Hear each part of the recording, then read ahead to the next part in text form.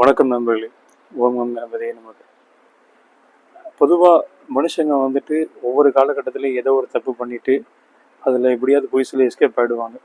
ஆனால் அது எல்லாத்துக்கும் சேர்த்து ஒட்டு மொத்தமாக வந்துட்டு செய்யாத தப்புக்கு பழி ஏற்றிக்கிட்டு நிறைய பேர் வந்துட்டு ஜெயிலுக்கோ இல்லாட்டி அவங்களோட வாழ்க்கை துணையோட விவாகரத்து வாங்கிட்டோ குழந்தை குட்டிகளை பிரிந்தோ வந்துட்டு வாழுவாங்க. இந்த மாதிரி ஜாதக அமைப்பு எப்படி இருக்கும் அப்படிங்கிறது பார்க்கலாங்களா? இதுக்கு நிறைய விதிகள் இருக்குது, விதி விலக்குகளும் இருக்குது. நான் ஒரு சிறு உதாரணம் மட்டும் நான் உங்கள்கிட்ட சொல்கிறேன், சரிங்களா?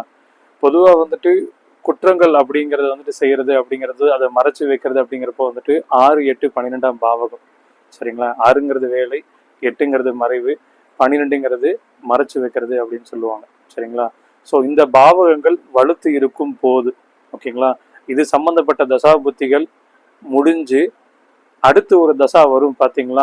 அந்த தசா காலகட்டத்திலையும் சரி, அந்த புத்தி காலகட்டத்திலையும் சரி, செய்யாத தவறுக்கு மாட்டிக்கிட்டு வீண் பழி ஏற்றி இதுக்கு முன்னாடி செஞ்ச பழிகளுக்கும் சேர்த்து மொத்தமாக தண்டனை பெற காலகட்டமாக இருக்கும், ஓகேங்களா?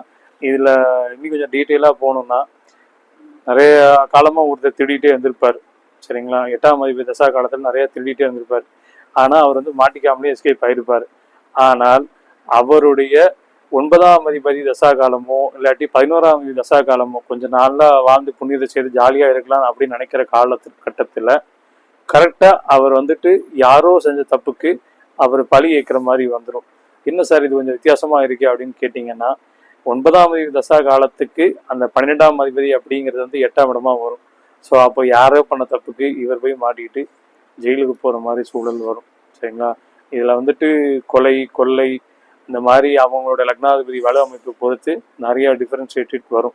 அதுக்கு நிறைய பழைய படங்களும் சரி, இப்போ புதுசாக வர படங்களும் சரி, நிறைய உதாரணங்களாக நம்ம சொல்ல முடியும், ஓகேங்களா?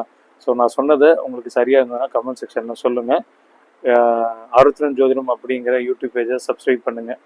இது போன்ற நிறைய ஜோதிட விளக்கங்கள் அடுத்தடுத்த பகுதிகளில் வரும். நன்றி.